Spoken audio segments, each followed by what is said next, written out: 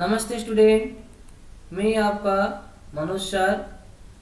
आपको education of yoga YouTube channel में आपका स्वागत है। ये आपका चैप्टर 1 का यूनिट 3 और उसका पार्ट 1 है। मैं आशा करता हूँ जो पिछले वीडियो में योगा आसन, उसका बेनिफिट और उसका लिमिटेशन, जो कंट्राडिक्शन जो है मैंने जो दिया है, आपका काम में आया होगा। आज हम इसमें प्राणायाम के बारे में चर्चा करेंगे, जो कि मैं आगे जाके प्राणायाम के बारे में थोड़ा बेसिक इन्फॉर्मेशन में दूंगा, जो आपके सीबीएसई 12th में योगा का चैप्टर, योगा के सिलेबस में जो है, मैं उसके हिसाब से आपको जानकारी दूंगा। तो ये जो प्राणायाम जो एलिमेंट है, ठीक है, तो यम नियम आसन प्राणायाम कितना हो गया? यम नियम आसन प्राणायाम, जो 4th एलिमेंट है अष्टांग योगा का। तो अगर क्वेश्चन ऐसा आएगा तो प्राणायाम कितना नंबर में है अष्टांग योगा से, तो आपको बोलना है 4th, ठीक है। 4th element of Ashtanga yoga which is called प्राणायाम। तो प्राण क्या है और आयाम क्या है, अभी मैंने इसको मैं स्प्लिट कर रहा हूँ। देखो, प्राणायाम का जो है ना, यहाँ पे 2 वर्ड इसमें लगा के लिखा गया है, ठीक है। प्राण देन आयाम। तो प्राण जो है आपका, जो उसका मीनिंग क्या होगा, प्राण जो है वो वाइटल फोर्स है, ठीक है, या वाइटल एनर्जी है। हम उसको लाइफ फोर्स बोल सकते हैं, नहीं और नहीं तो वाइटल एनर्जी बोल सकते हैं, जो सारा शरीर को, शरीर में पूरा संचार है, ठीक है। चारों ओर हमारा पूरा बॉडी में वो पूरा संचार करता है। उसमें अगर देखते हैं उसका आयाम, तो उसका एक्सटेंशन, ठीक है। आयाम का मतलब क्या हो गया? विस्तार भाव। तो जो प्राण का सारे शरीर में जिस तरह वो फ्लो करता है, कभी जो नीचे से जाता है फ्लो होके, कभी हमारे एब्डोमेन के अंदर में फ्लो रहता है, कभी हमारा थोरासिक जो चेस्ट के रीजन में फ्लो रहता है, कभी हमारा जो नेक से लेके हेड की तरफ से फ्लो रहता है, और पूरे सारा बॉडी में फ्लो रहता है। इसको हम पंच प्राणा बोला जाता है, ठीक है। तो ये जो प्राणायाम है आपका, प्राण देन आयाम, ये हमेशा ध्यान रखना है। प्राणायाम, प्राण और उसके साथ साथ आयाम। तो प्राण जो है आपका मेन इंपॉर्टेंट थीम है, लाइफ फोर्स, जिसको संस्कृत वर्ड में प्राण बोला गया है। और इसका अगर हम आयाम देखते हैं, कितना इसका विस्तार भाव, कितना दूर तक ये हम इसको काम में ला सकते हैं, और इसको कितना हम आगे जाके इसको व्यवहार कर सकते हैं, ठीक है, एक्सटेंशन। तो नीचे अभी नेक्स्ट स्लाइड में चलते हैं। कितना टाइप का प्राणायाम है आपका पास? जो पूरक बोला गया है, रेचक, अंतरकुंभक, बहिर्कुंभक, ठीक है। 4 एस्पेक्ट ऑफ प्राणायाम आपको याद रखना है, 4 एस्पेक्ट ऑफ प्राणायाम आपको ध्यान में रखना है, जिसमें ये जो पूरक है, रेचक है, अंतरकुंभक है, बहिर्कुंभक है, ये अकॉर्डिंग टू संस्कृत के हिसाब से ही लिखा गया, ठीक है। तो ये पूरक का इंग्लिश वर्जन क्या होगा, नेम क्या होगा? इनहेलेशन, रेचक का एक्सहेलेशन, अंतरकुंभक का इंटरनल ब्रेथ रिटेंशन, बहिर्कुंभक का एक्सटर्नल ब्रेथ रिटेंशन, ठीक है। तो आपको ध्यान में रखना है, इनहेल जो है पूरक है, एक्सेल जो है रेचक है। अगर हम सांस लेके अंदर में रखते हैं तो उसको बोला जाता है अंतरकुंभक या इंटरनल ब्रेथ रिटेंशन। अगर हम सांस लेके सांस छोड़ के और सांस नहीं ले रहे हैं, उसको होल्ड करके रख रहे हैं बाहर में, तो इसको बोला गया है बहिर्कुंभक, ठीक है। आपको ये ध्यान में रखना है। तो प्राणायाम का जो क्या है, 4 एस्पेक्ट है।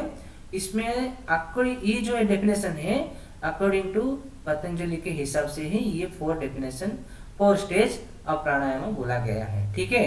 अगर हम देखते हैं प्राणायाम का अगर थोड़ा डेफिनेशन है, तस्मिन् सति श्वास प्रश्वास गतिर्विच्छेद प्राणायाम, ठीक है। तो प्राणायाम, प्राण का क्या है? जो श्वास प्रश्वास का जो है, उसका जो गति जो है ना, वो हम विच्छेद कर रहे हैं। तो इनहेल एंड एक्सहेलेशन का, इनहेलेशन एंड एक्सहेलेशन का जो हमारा जो साइकिलिंग चल रहा है हमारे अंदर में, उसको हम धीरे धीरे ये प्राणायाम प्रैक्टिस करने के बाद हम उसको धीरे धीरे डिस्टेंस में ले रहे हैं। मतलब हम इनहेल ले रहे थे और एक्सेल कर रहे थे कंटिन्यूसली, अभी क्या है, इनहेल ले रहे हैं, थोड़ा रुक रहे हैं, फिर एक्सेल कर रहे हैं, या हम एक्सेल कर रहे हैं, थोड़ा रुक रहे हैं, फिर हम इनहेल कर रहे हैं। ठीक है, तो ये इनहेल एंड एक्सेल का जो लगातार जो भाव रहता है, हम उसको कटअप करें तो जो क्या हो रहा है, इसका जो गति जो है ना, हम उसको विच्छेद कर रहे हैं। ठीक है, तो ये जो प्राणायाम बोला गया है। ठीक है, तो हम उसको ध्यान में रखना है। नेक्स्ट स्लाइड देखते हैं।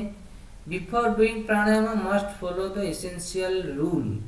अभी देखिए, प्राणायाम करने से पहले हमारा क्या क्या चीज हमको ध्यान में रखना है। तो पहला बात क्या है, एक्सटर्नल एनवायरनमेंट। तो एक्सटर्नल एनवायरनमेंट क्या है, आपका रूम हाइजीन होना चाहिए, एटमॉस्फेयर क्लीन होना चाहिए, वहाँ पे डस्ट और जितना सारा डर्टी जो होता है, जो घूमता रहता है वायु में, वो नहीं होना चाहिए, वो सारी चीजें क्लीन होना चाहिए। ठीक है, तो और क्या है, राइट सीजन रह गया to begin the practice of pranayama. Right season जो है आपका हमेशा हमको ध्यान में रखना है, कौन सा, जो हमारा बसंत ऋतु है। ठीक है, बसंत ऋतु है। और क्या हो सकता है, राइट सीजन क्या हो सकता है हमारा, जैसे बसंत ऋतु से हम स्टार्ट करते, हम धीरे धीरे हमारा सीजनल जो है समर सीजन में भी हम थोड़ा प्रैक्टिस कर सकते हैं। ठीक है, हल्का थोड़ा प्रैक्टिस करेंगे। हमारा रेनी सीजन में भी थोड़ा ज़्यादा प्रैक्टिस नहीं करना है, क्योंकि वो ठंड का जो कफ का एलिमेंट रहता है, कफ का टाइम रहता है। और विंटर सीजन में हम प्राणायाम जो क्या करना है, और रिगरसली प्राणायाम करना है, क्योंकि हमारा बॉडी को हीट चाहिए। ये सारी चीज़ें हमको ध्यान में रखना है। और ये क्या है, प्राणायाम का जो प्रैक्टिस है ना, अप्रोप्रिएटली आपका एक योगा अच्छी टीचर जो है, उनको अच्छी तरह से प्राणायाम के बारे में पता होना चाहिए, और उसके साथ साथ सीजनल क्या, सीजन में क्या क्या प्रैक्टिस देना चाहिए, उनको भी पता होना चाहिए। ठीक है, तो राइट टाइम क्या है ना, आपका एक कन्वीनियंट टाइम रहना चाहिए, जिसमें आप मान लीजिए आप पढ़ाई अब कर रहे हो। ठीक है, तो रात को भी तुमको टाइम फ्री लग रहा है, क्योंकि सारे दिन भर का एकेडमिक काम खत्म करने के बाद आप स्ट्रेस में हो, है नहीं। तो जब हम बेड में जाते हैं खाना खाने के बाद, उस टाइम में तुम प्राणायाम भी कर सकते हो, सिर्फ अनुलोम विलोम प्राणायाम कर सकते हो। ठीक है, तो ये क्या होता है ना, ये हमारा कन्वीनियंट टाइम में भी रहना चाहिए, और एक साथ साथ जो हम टाइम में कर रहे हैं वो टाइम भी पर्टिकुलर उसी टाइम में हमको रिपीटेशन करना है। ठीक है, और अगर हम थोड़ा और प्रैक्टिशनर हो जाते हैं इस फील्ड में, तो हमारा जो एक्चुअली क्या होता है, ये ब्राह्मण मुहूर्त में सुबह 6:30 से लेके 6:30 बीच के, जो 6:30 समय के बीच में अगर हम प्रैक्टिस करेंगे, तो उस टाइम में बहुत ही ज़्यादा मेडिसिन की तरह से ये इम्पैक्ट हमारे बॉडी में डालता रहता है। और क्या देखते हैं, सीट और आसना। हम ऐसे आसन पोस्चर में बैठेंगे, एक ऐसे कंफर्टेबल सिटिंग पोस्चर में बैठेंगे, जिसमें हम थोड़ी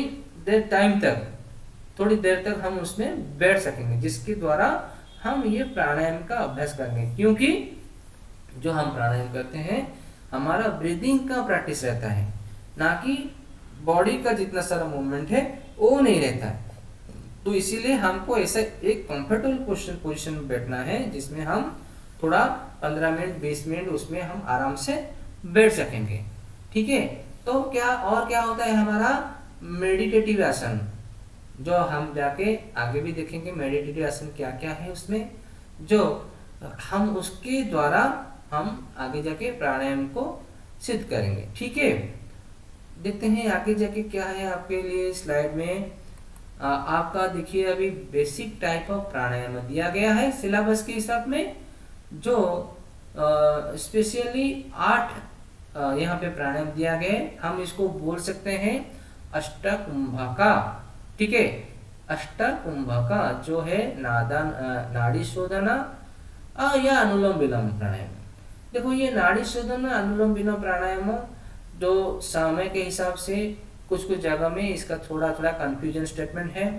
कोई ठीक है। अनुलोम विलोम जो प्राणायाम, अनुलोम जो है असेंडिंग फॉर्मेशन में एक्सेल इनहेल एक्सेल होता है, फिर विलोम प्राणायाम में भी वो डिसेंडिंग फॉर्मेशन में प्राणायाम होता है। अभी क्या है, हम सांस ले रहे हैं, सांस छोड़ रहे हैं, हाँ, फिर सांस ले रहे हैं, सांस छोड़ रहे हैं, तो ये अनुलोम विलोम होता है। ठीक है। अगर हम देखते हैं नाड़ी शोधना, अगर हम अनुलोम विलोम को थोड़ा सा टाइम देके उसको होल्ड करके रख रहे हैं तो ये धीरे धीरे नाड़ी शोधन की ओर मूव करता है। ठीक है, तो ये हमको ध्यान में रखना है। सेकंड में है आपका सूर्य भेदन प्राणायाम। सूर्य भेदन प्राणायाम देखते हैं, आगे जाके देखेंगे हम। फिर उज्जयी प्राणायाम है, शीतकरी प्राणायाम है, शीतली प्राणायाम है, भस्त्रिका प्राणायाम है, भ्रामरी प्राणायाम है, मूर्छा प्राणायाम है। ये सारे जितने सारा प्राणायाम है, मैं आगे जाके नेक्स्ट वीडियो में आपको मैं इंफॉर्मेशन दूंगा। मैं आशा करता हूँ ये जो प्राणायाम का जो बेसिक कॉन्सेप्ट है अभी जो हम स्टार्ट कर रहे हैं, तो थोड़ा बहुत आपको अच्छी तरह से जानकारी होगा, जो according to your examination only. ठीक है, मैं ज़्यादा भी आपको बर्डन नहीं दे रहा हूँ कि आपको उतना याद रखना है, आपको उतना थियोरिटिकल कॉन्सेप्ट में चलना है।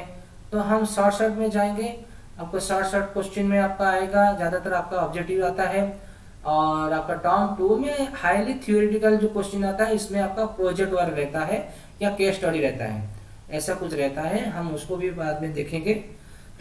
तो ये आज मेरा प्राणायाम का इंट्रोडक्शन पार्ट था। तो मैं आशा करता हूँ ये आपको बहुत ही आगे जाके बहुत ही इंफॉर्मेशन देगा इसके लिए।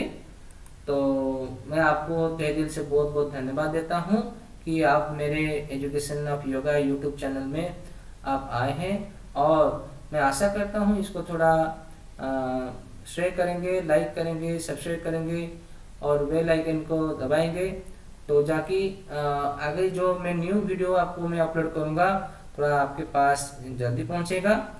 और मैं आगे भी ये बोल रहा हूँ कि आपका जो बोर्ड जो क्वेश्चन जो रहता है उसके हिसाब से एग्जैक्टली उसके हिसाब से मैं क्वेश्चन बनाऊंगा, और आपका जो क्वेश्चन का आंसर भी मैं वहीं इसमें ही डालूंगा।